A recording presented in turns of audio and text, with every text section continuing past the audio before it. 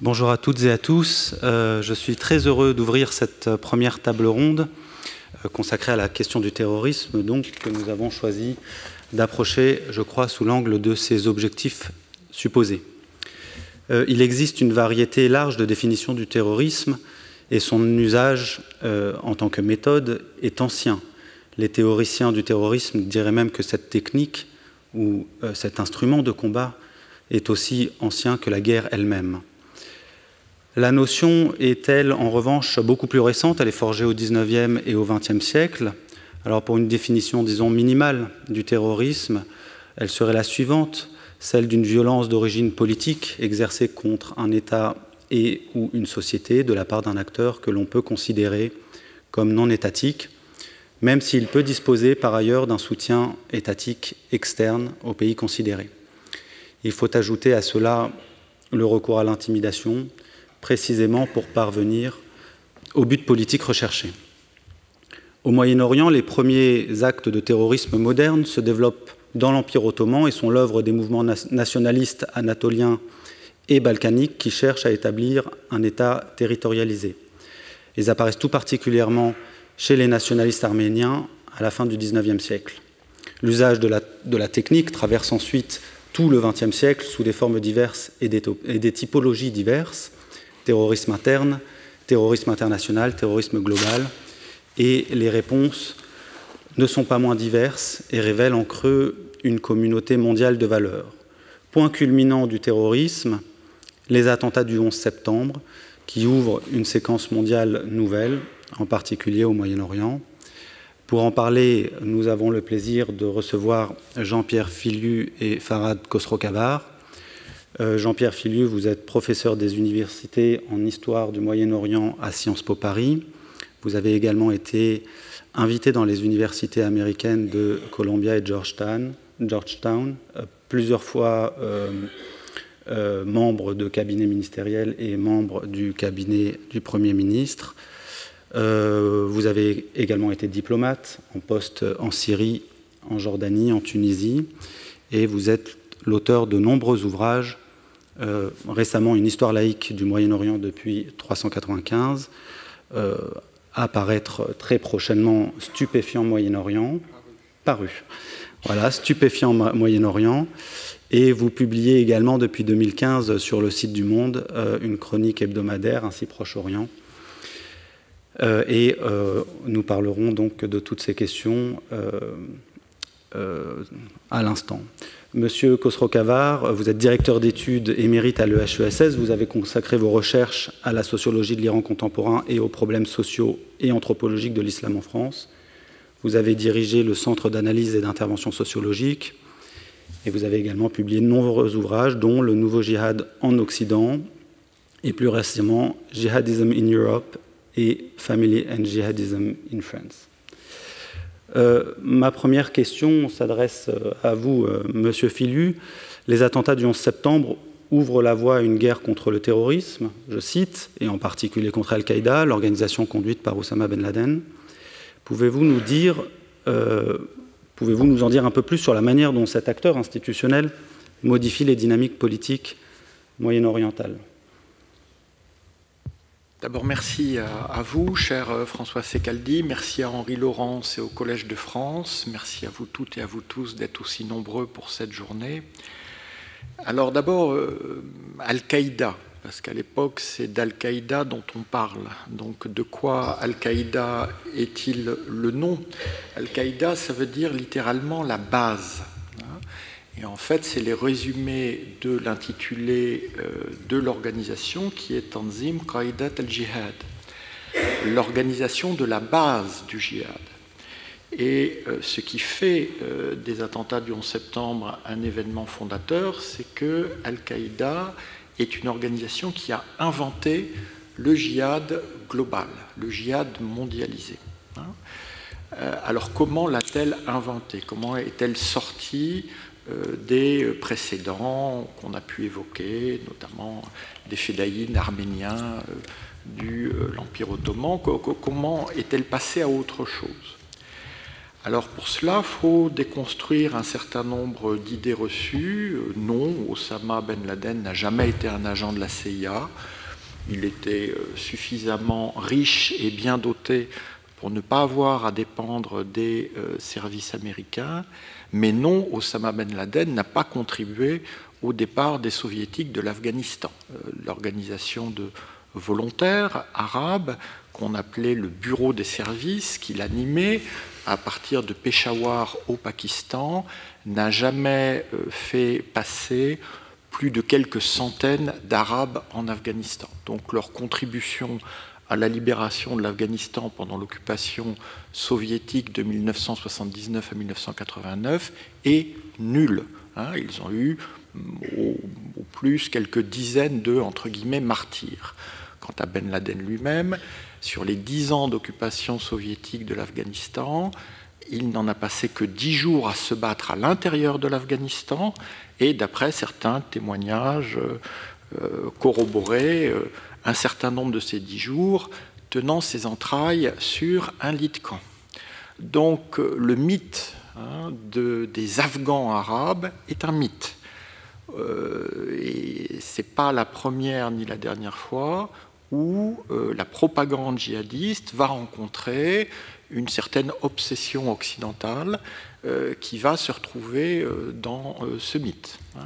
Et donc très souvent, on va avoir cet effet de miroir.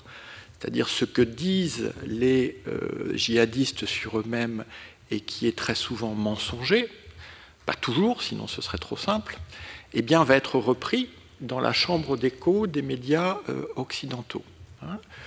Parce que si Ben Laden monte en puissance, c'est parce qu'il a une très fine connaissance et expertise des médias. Alors à l'époque, c'est la cassette vidéo durant l'occupation soviétique et donc de ces 10 jours de combat en Afghanistan, Ben Laden va retirer une vidéo d'1 heure qui va circuler sous le manteau et à l'époque, je rappelle, on est avant les réseaux sociaux et le reste, ça va beaucoup contribuer à sa stature de héros du djihad anti-soviétique, stature qui est totalement infondée. De même que Ben Laden ne cessera de parader avec un pistolet, un fusil d'assaut Makarov soviétique qu'il prétend avoir saisi sur le corps d'un général soviétique mort de l'armée rouge. Mytho. C'est complètement mytho. Et ce n'est pas la première ni la dernière fois, mais cette histoire du Makarov, on va la retrouver dans plein de portraits. Donc les médias occidentaux vont contribuer à construire la figure de Ben Laden. Mais Ben Laden, comment invente-t-il cette Al-Qaïda ? Jusqu'en 1988, c'est l'époque, août 88, où Al-Qaïda est fondée à Peshawar, donc alors que le retrait soviétique est déjà en cours, jusqu'en 88, Ben Laden est l'adjoint d'Abdallah Azzam, à qui une biographie extraordinaire de méthode et de richesse documentaire a été consacrée par Thomas Egamer. Abdallah Azzam est un frère musulman palestinien de nationalité jordanienne qui est celui qui a inventé cette idée de faire venir des volontaires arabes pour l'Afghanistan, considérant que l'Afghanistan était la terre de djihad privilégiée. Mais l'Afghanistan pour Ben Laden n'est qu'un décor, une opportunité. La Qaïda, c'est-à-dire la base qui donne son nom à son organisation, c'est la base de données des volontaires du bureau des services, donc la base horizontale, et c'est la base géographique, la base verticale de l'endroit où les djihadistes pourront s'organiser. Et cet endroit peut être tout à fait opportuniste. Il n'y a pas de sacralisation particulière. L'Afghanistan n'est d'ailleurs pas le meilleur des endroits, vu qu'on ne peut pas beaucoup circuler, d'où, mais ça on en reparlera plus tard, la formidable opportunité, aubaine, que les États-Unis vont offrir aux djihadistes en intervenant en Irak et en permettant au djihadisme de s'implanter au cœur du Moyen-Orient. Mais revenons dans les années 90. À ce moment-là, il va y avoir toute une série de hasards, de concours de circonstances qui évidemment nourrissent les fantasmes des uns, les théories des autres. Ben Laden aurait pu être stoppé plusieurs fois, il ne le sera pas, parce qu'on ne comprend pas la nature profondément différente de sa menace. Il est considéré comme une espèce d'agitateur secondaire et marginal. Quand les Séoudiens l'expulsent en 1991, il l'expulse vers le Pakistan et l'Afghanistan. Il viendra s'installer au Soudan, où, sous couvert de la dictature militaro-islamiste qui n'est tombée que 30 ans plus tard, il va développer ses réseaux en Afrique. Et puis, il va y avoir l'importance auprès de lui croissante d'Ayman Zawahiri, qui vient, lui, du djihad islamique égyptien, et qui, lui, va apporter à cette organisation déjà bien dotée, par la fortune personnelle de Ben Laden, une vision révolutionnaire à l'échelle mondiale. C'est celle de l'ennemi proche et de l'ennemi lointain. C'est l'idée que la priorité, c'est l'ennemi proche, c'est l'ennemi musulman, ce sont les régimes arabes et musulmans qu'il faut renverser, mais l'avant-garde djihadiste étant trop peu nombreuse, eh bien, on a besoin de faire intervenir l'ennemi lointain qui va susciter un tel chaos dans la région de l'ennemi proche que le projet djihadiste pourra se développer en écrasant l'ennemi proche entre l'ennemi lointain et les forces djihadistes. Donc, pour Al-Qaïda, c'est très clair. L'objectif, ce sont les musulmans, ce qu'ils appellent les mauvais musulmans. Mais pour les neutraliser, ils ont besoin d'une intervention occidentale. Donc vraiment, merci Bush. D'ailleurs, ils lui diront merci plusieurs fois. Ils vont même appeler son intervention d'Irak l'invasion bénie. Et donc, l'idée, c'est que, parce qu'il ne faut jamais oublier que les idéologues croient parfois à leur idéologie, pour les djihadistes, c'est que l'armée rouge, en envahissant l'Afghanistan et en y étant défaite, a laissé l'Union soviétique s'effondrer. La prochaine intervention de l'armée américaine verra l'effondrement des États-Unis. Voilà. C'est aussi simple que ça. C'est aussi fou que ça. Mais peu à peu, ce qui paraît totalement échevelé prend forme. Prend forme parce que justement, les soi-disant ennemis tombent à chaque fois dans le panneau d'Al-Qaïda, qui souvent a très très chaud. Il faut voir que Ben Laden aurait pu être pris au Soudan en 1996. Il y a quand même une pression internationale qui s'accroît. Et les Soudanais, qui avaient déjà livré Carlos à la France, ils sont prêts à livrer Ben Laden. Ils ont tressé pratiquement tout l'argent qu'ils pouvaient soutirer de lui. Donc ils font le tour, ils demandent aux Saoudiens, vous voulez Ben Laden? Ah non, il va tout raconter. Non, surtout pas. Ils demandent aux Égyptiens, vous voulez Ben Laden? Ah non, nous on veut Zawahiri. Zawahiri venait d'essayer de tuer le président Moubarak en Éthiopie. Il se tourne vers l'administration Clinton qui dit non. Et vous savez pourquoi? Parce qu'à ce moment-là, il y a un cheikh aveugle, Omar Abdelrahman, qui est aux États-Unis, qui est emprisonné. Et donc, il y a des attentats dans le monde pour obtenir sa libération. Les Américains disent « Ouh là là, si on a Ben Laden, on va avoir des attentats pour obtenir sa libération. » Donc, les Soudanais disent « nous, on va s'en débarrasser. Qu'est-ce qu'on fait ?» Envoyez-le en Afghanistan. En Afghanistan, il ne pourra pas faire de problème. Alors, vous comprenez qu'après, les théories du complot, ils ont quand même pas mal de substance. Parce que comprendre, comme le savent les historiens, que la lâcheté, la bêtise, l'incompétence, l'idéologie, et bien souvent, dans un processus de décision, ça pèse beaucoup plus que ce qu'on croit être la rationalité bureaucratique, c'est cela. Et juste après que Ben Laden va se réfugier de nouveau en Afghanistan en 1996, il y a une défection à l'ambassade américaine en Érythrée. C'est la première fois que les Américains ont un dissident d'Al-Qaïda qui leur explique le plan mondial. Et là, ils se disent... Parce que, quelques semaines plus tard, il y a la déclaration de djihad à l'Amérique par Ben Laden. Donc, Pour Ben Laden, qui est maintenant en Afghanistan, la terre entière est terre de djihad, ce qui est une rupture historique avec la théorie et la pratique du djihad dans l'islam. Dans l'islam, le djihad est toujours territorialisé, que ce soit un djihad offensif ou un djihad défensif. C'est une terre qu'on veut défendre ou qu'on veut conquérir, une population qu'on veut protéger ou soumettre. Mais ce n'est pas global.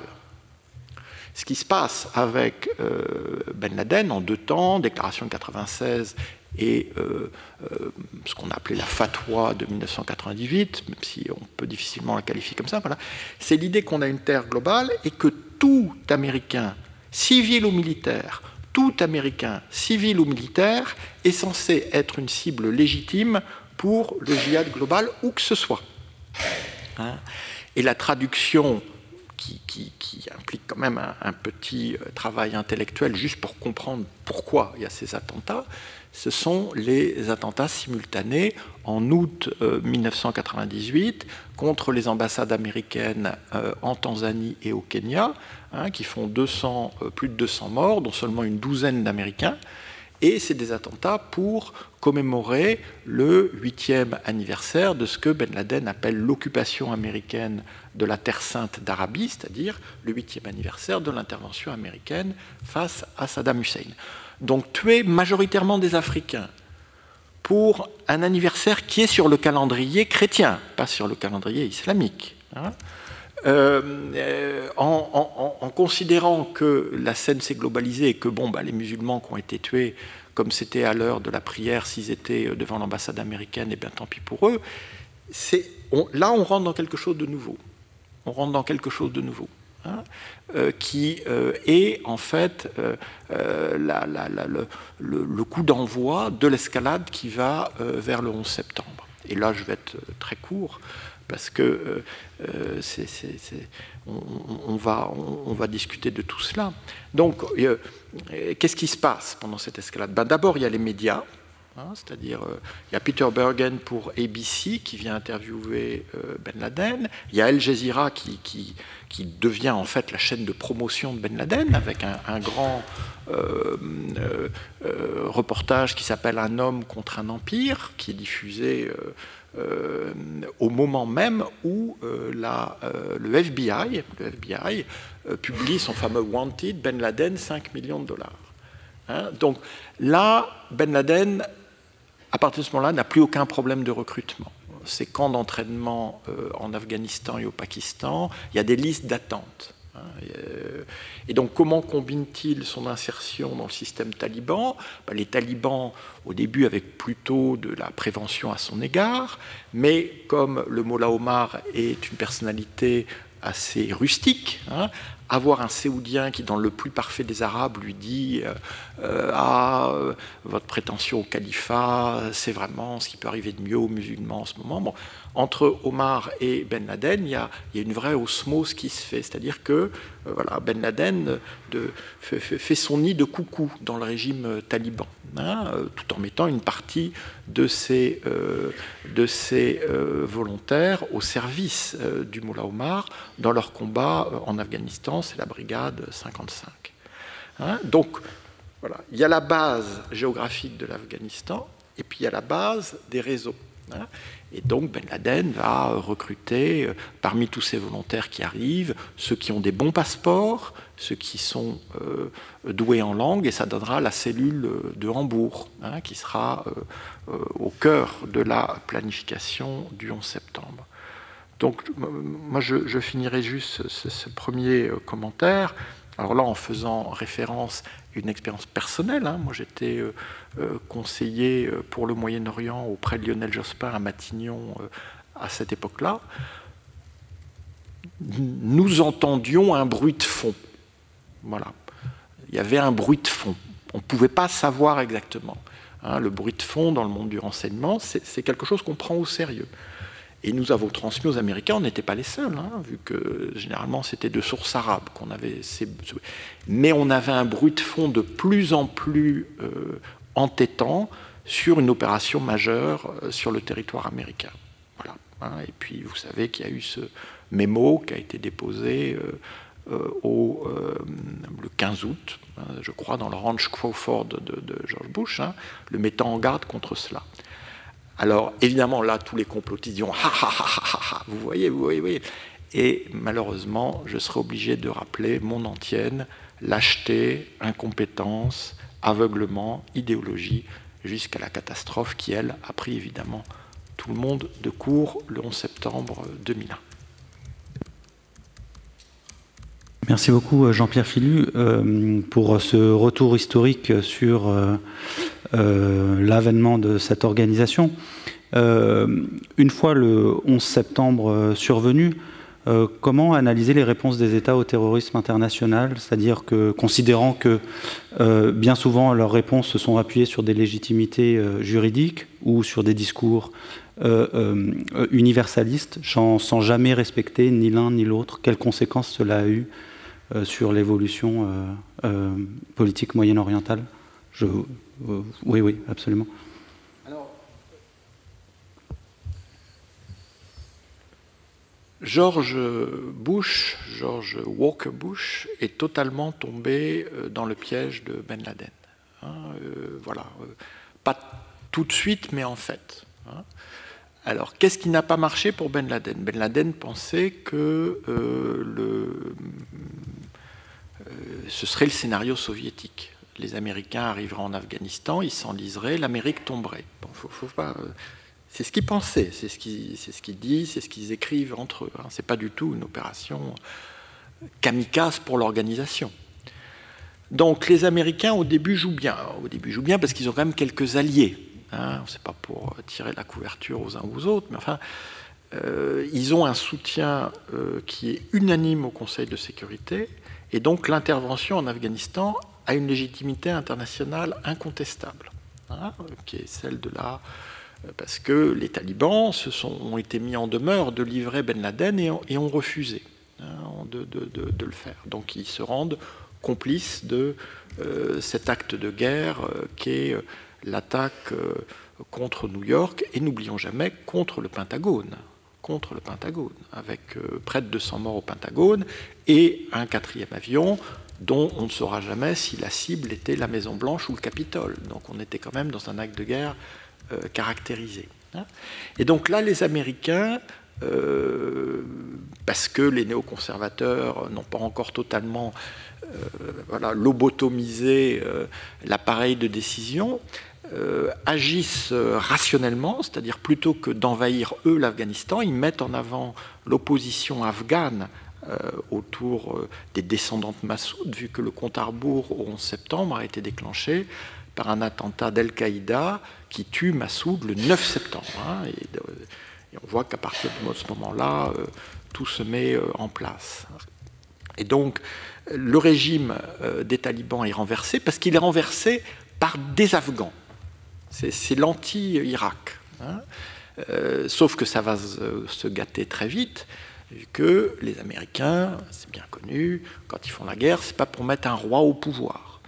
Nous, les petits Français, on leur disait, avec d'autres, Zahir Shah quand même, c'est une dernière des figures qui peut faire consensus. Et puis on avait le précédent du Cambodge avec Sihanouk, qui était quand même sorti du néant, en rétablissant sur le trône la figure monarchique tutélaire qui pouvait faire sens. Non, les Américains veulent une république, et puis ils ont un agent de la CIA, Pashtun, Hamid Karzai, qui est censé remplir toutes les cases. Et alors là, à partir du moment où ils font ça, l'idéologie reprend le dessus et tout se dégrade, parce que pour que Karzai tienne bon, il faut les seigneurs de la guerre. Les seigneurs de la guerre, c'est les barons de la drogue.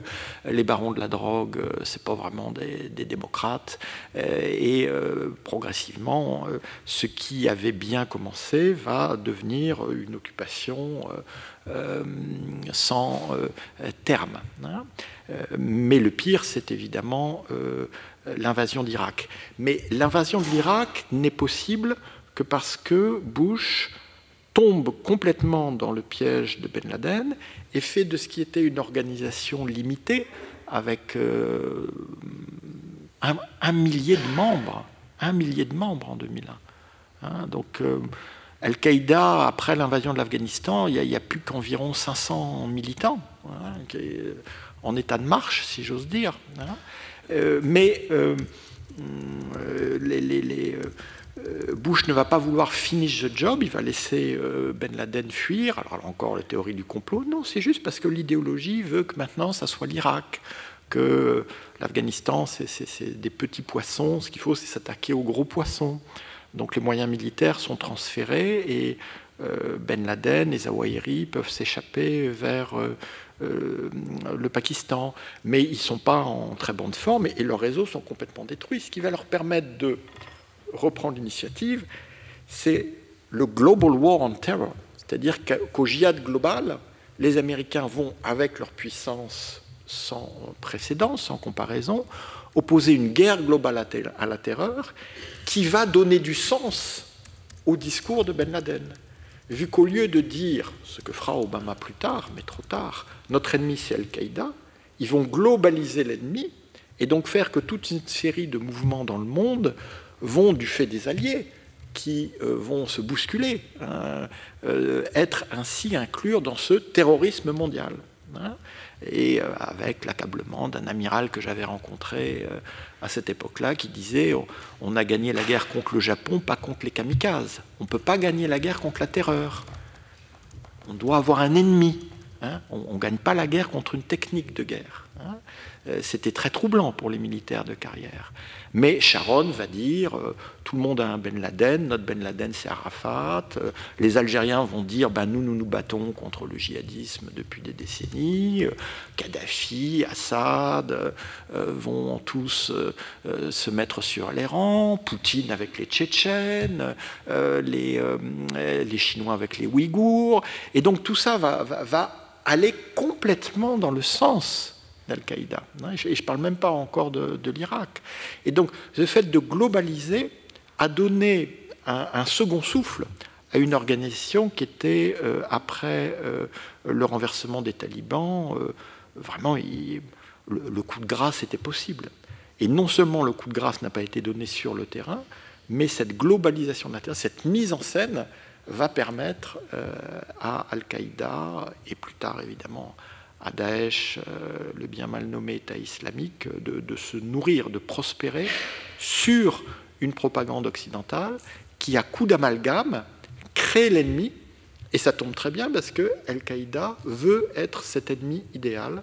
Donc tout le monde s'y retrouve, sauf évidemment les musulmans, qui eux sont complètement marginalisés, à la fois dans la vision dans cette vision stratégique et très concrètement dans les affrontements qui connaissent partout une escalade au nom de cette soi-disant guerre globale contre la terreur. Merci beaucoup Jean-Pierre Philu pour ces éclairages passionnants. Je m'adresse à vous, Farhad Khosrow-Khavar. On parle souvent des modalités d'expression du terrorisme, des différentes typologies du recours à l'action terroriste, mais on parle moins de la typologie des acteurs ou ceux qui revendiquent son usage. Pouvez-vous nous en dire quelques mots sur ce point? Merci. Pour ce qui est des faits importants, je crois que Henri Laurence a parfaitement contextualisé ce phénomène et Jean-Pierre Philu a mis l'accent, à juste titre, sur ce qu'on pourrait appeler la responsabilité occidentale américaine dans ce processus, puisqu'il l'a envenimé de manière vraiment spectaculaire. Et cela me libère, en quelque sorte, pour me concentrer sur une autre dimension qui me paraît essentielle et qui, en un sens, complète, de mon point de vue, ce qu'ils ont exprimé. Je crois que pour voir un peu le statut des acteurs, il faut aller aux années 1970. Et je m'explique pourquoi. En un sens, Al-Qaïda, c'est un peu la charnière entre 2001 est la charnière entre ce qu'on pourrait appeler 1979, la révolution iranienne, mais aussi, comme nos amis le savent, l'invasion, l'attaque de la mosquée Al-Haram et puis l'invasion de l'Afghanistan. 1979 est quand même une année extrêmement importante. Et donc, entre 1979 et 2013-2014, l'avènement de l'État islamique qui me paraît aussi tout aussi fondamental. Donc, il y a trois moments essentiels qui sont en quelque sorte ponctués dans cette histoire de ce qu'on pourrait appeler le djihadisme et qui est aussi l'histoire de ce qu'on pourrait appeler l'implication, qu'on le veuille ou non, de l'Occident en termes de complicité, en termes d'opposition, en termes d'antagonisme, mais aussi en termes de production de ce phénomène. Alors, moi, ce que j'aimerais bien rapporter de manière un peu plus explicite, c'est comment cela a été possible anthropologiquement dans une sorte de chassé-croisé entre le chiisme et le sunnisme, si vous voulez, entre ces périodes, dans ces trois dates, entre ces trois dates. Je crois que c'est important de montrer comment il y a eu une sorte de sécularisation et d'universalisation des notions qui ont permis, en quelque sorte, ce phénomène djihadiste, et on verra comment les acteurs s'en inspireront. Et à la fin, je proposerai une typologie sommaire de ce phénomène, mais qui sera provisoire, parce que cela exigera d'autres recherches. Mais disons que la révolution iranienne de 1979 apporte en quelque sorte l'actualisation d'un phénomène essentiel, à savoir la notion de martyr. La notion de martyr, shahid, si vous voulez, qui est fondamentale. Ce n'est pas la notion de martyr traditionnelle qui passe dans cette révolution. C'est une forme réactualisée, re-sociologisée, re-anthropologisée, re-ontologisée de cette notion. Et qui est l'acteur principal, qui est l'intellectuel essentiel dans ce phénomène? Eh bien, il y en a un qui est fondamental, mais il y en a d'autres qui sont tout aussi significatifs, même si leur influence est subordonnée à celle de celui-là, à savoir Ali Shariati. Mais qu'est-ce qu'il fait, Shariati? Shariati introduit une notion de martyr qui est distincte de celle qu'a formulée la tradition. Il introduit une distinction fondamentale entre ce qu'on pourrait appeler le guerrier, le combattant islamique, mujahid, la notion de djihad est dedans, jahd, enfin bon, effort, et le martyr, shahid. La figure séminale de Mujahid, de son point de vue, c'est l'oncle du prophète Hamza, qui va en guerre et qui se fait tuer contre les hérétiques. Mais la figure essentielle de martyr, c'est Hossein. Quelle est la différence entre Hossein, le troisième imam chiite, que vous savez est mort à Kerbala et dont les cérémonies de son martyr sont en un sens célébrées dans le monde chiite tout le mois de Muharram, ensuite 40e jour, Arba'in, sur lequel je ne vais pas m'étendre, faute de temps. Mais disons que le martyr est distinct de Mujahid. Et la distinction est fondée sur une intentionnalité, sur une anthropologie, sur une subjectivité. À savoir, le Mujahid va combattre l'ennemi tout en voulant vivre. Il peut être tué dans le champ de bataille, mais ce n'était pas son intentionnalité.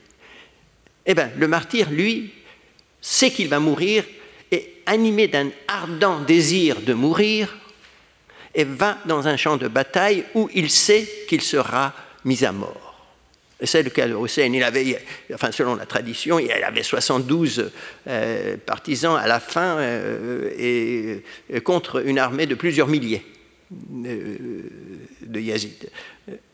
Par conséquent, c'est une mort assumée, désirée, pour réaliser un idéal qui est un idéal que Shariati appelle révolutionnaire. On n'a pas besoin de révolution importée par l'Occident, nous l'avons.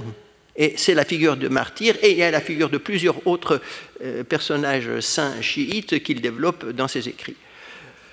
Et le régime théocratique qui va voir le jour après la révolution de 1979 prend en charge cette notion-là en épousant une notion, cette fois-ci sunnite, à savoir la notion de Hakimiyya que Khomeini avait en un sens développée au nom de Velayat Fari dans ses cours à Rome, en Irak pendant son séjour où il était en exil sur ordre du Shah à partir de 1963.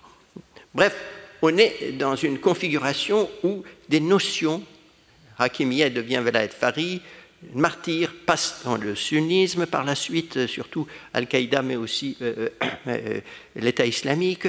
Bref, on est dans un monde d'échange entre le sunnisme et le chiisme, tout en étant aussi dans celui de l'animosité, l'antagonisme fondamental entre ce qu'on pourrait appeler les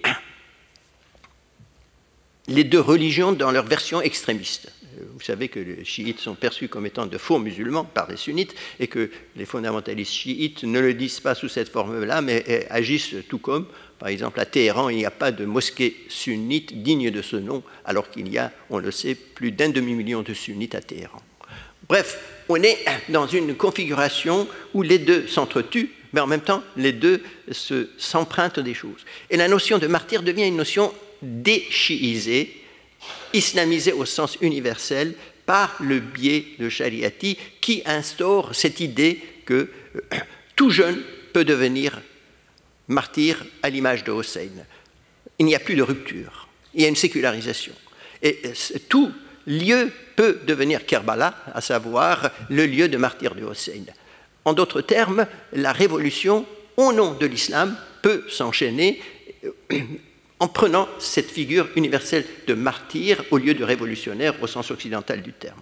Et là, il introduit aussi, en les actualisant évidemment, deux notions coraniques, à savoir les notions de Mustadaf et de Mustakbal. Dans le Coran, ces deux notions, si vous voulez, ont une signification extrêmement limitée, mais pas du tout politique, mais là, il lui donne une configuration politique, à savoir, c'est la figure de l'oppresseur et de l'opprimé. C'est la figure de dominant et de dominé. Et là, il dit le dominé, le Mustadaf, peut faire la révolution en épousant le martyr contre l'oppresseur qui est l'Occident, en un sens, mais qui est aussi le régime sécularisateur et dictatorial du Shah.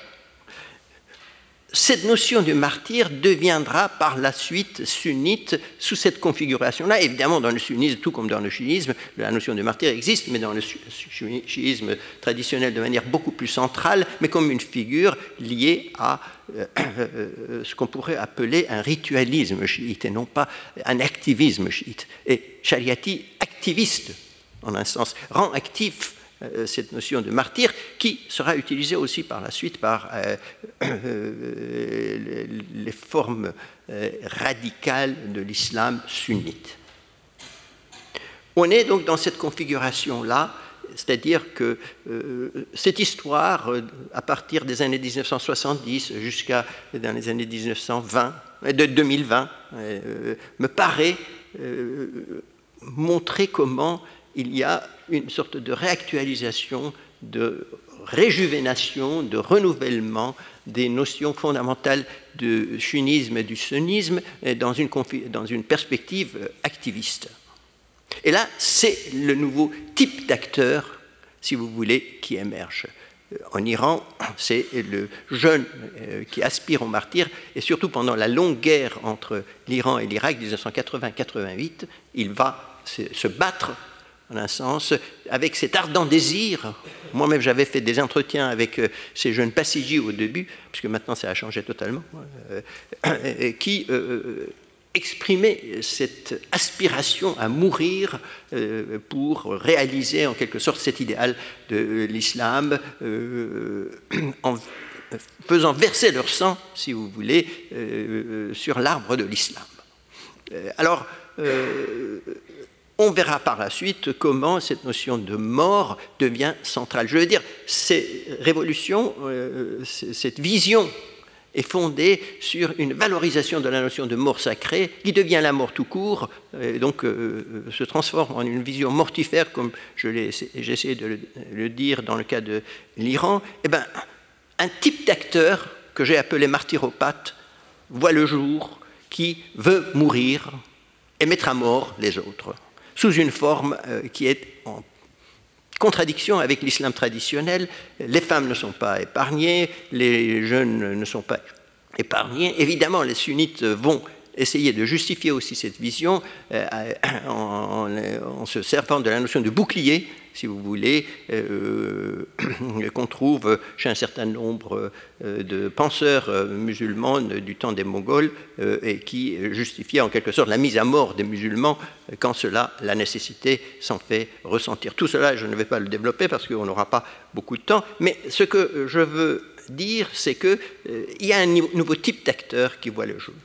Et ce nouveau type d'acteur, le martyropathe comme je l'ai appelé, mais on peut évidemment lui trouver une autre dénomination, a non pas seulement le désir de combattre l'ennemi, souvent l'ennemi occidental, mais aussi l'ennemi des régimes qu'on appelle ceux du sultan.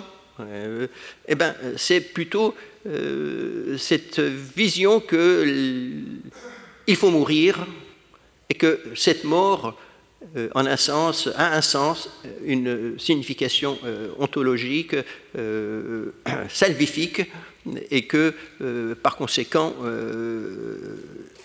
il faut qu'on aille jusqu'au bout du combat pour tuer et pour se faire tuer.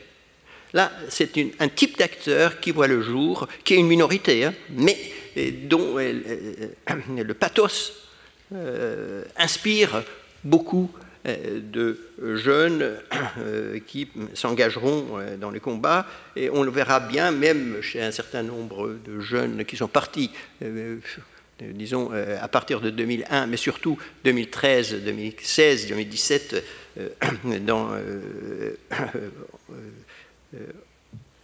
en Syrie et en Irak, au service de l'État islamique qui s'appelle de Syrie et de l'Irak, et ensuite l'État islamique tout court. Bref, il y a cette espèce de pathos qui est fondamental dans la légitimation d'une certaine forme d'action mue par la centralité de la mort. Et je crois que c'est extrêmement important, et c'est sur ce plan-là que ce nouveau type d'acteur va voir le jour, d'abord dans la révolution iranienne, mais aussi par la suite, encore une fois, dans les mouvements radicaux qui vont animer en quelque sorte les sunnites de 2001 jusqu'à, enfin avant 2001, jusqu'à 2017, 2018, 2020.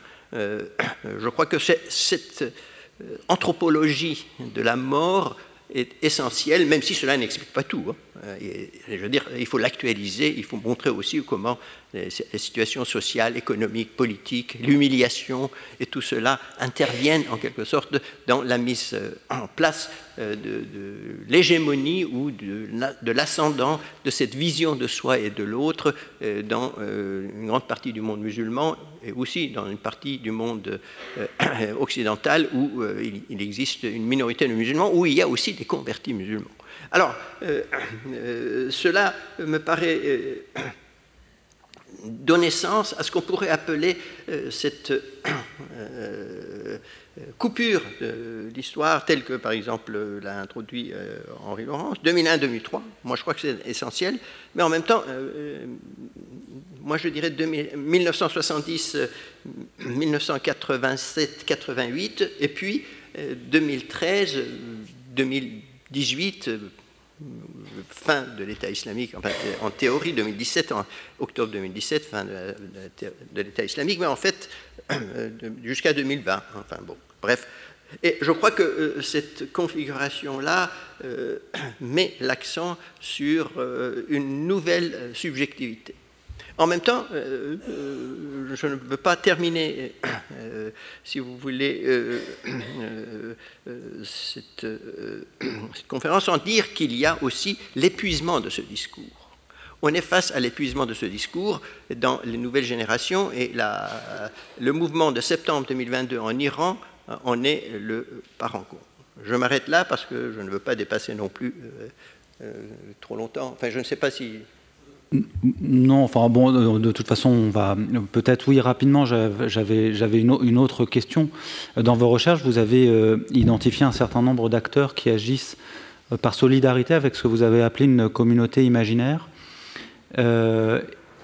Et vous avez relevé le fait que les études se sont souvent focalisées sur l'individu, alors même qu'il s'agit de comprendre la relation de l'individu avec cette famille imaginaire que vous appelez la Néo-Oumma.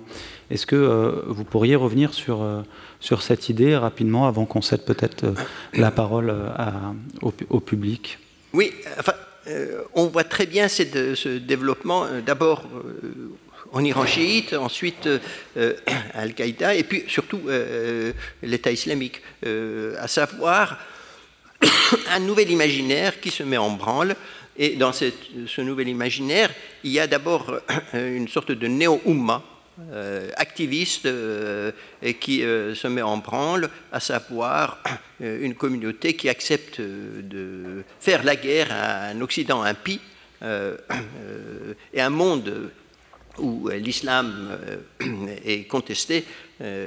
Et puis d'autre part, cette espèce de néo-Oumma est complétée par, surtout dans l'État islamique 2014-2020, si vous voulez, par la notion de l'État califal. C'est-à-dire que, voilà, d'un côté, une communauté soudée, imaginaire, qui n'existe pas dans la réalité du vécu de nombre de musulmans, mais qui est, en un sens, construite mentalement par une anthropologie spécifique, dont je pense que l'un des éléments fondateurs est le martyr. Et d'autre part, évidemment, le djihad devient fondamental. Et puis, d'autre part, cet État qui devient, en quelque sorte, une sorte de père symbolique par rapport à la mère symbolique qui est la néo-communauté, la néo-Oumma. C'est cette espèce de famille imaginaire extensive. Nous avons développé cela dans un ouvrage récent, enfin de 2022, avec Jérôme Ferré, que nous avons coédité chez Routledge en anglais, sur la famille et le djihadisme en France. Malheureusement, ça a été publié en anglais. Enfin, malheureusement, ça devient comme une nécessité pour les chercheurs de le faire de manière essentielle en anglais. Bref, cette forme d'anthropologie symbolique mise en branle par le djihadisme et qui donne naissance à des types d'acteurs qui sont spécifiques, qui sont marqués par leur statut, d'abord de déshérités souvent en Occident et de petites classes moyennes, mais aussi par l'introduction de ce qu'on pourrait appeler les femmes comme celles qui sont, comme disent les anglo-saxons, jihadi bride, c'est-à-dire que ce sont des femmes qui aspiraient à épouser un djihadiste, ou une minorité d'entre elles qui voulaient devenir des djihadistes au sens strict du terme, en luttant manu militari contre les régimes anti-État islamique. Voilà. Merci beaucoup pour ces éclairages.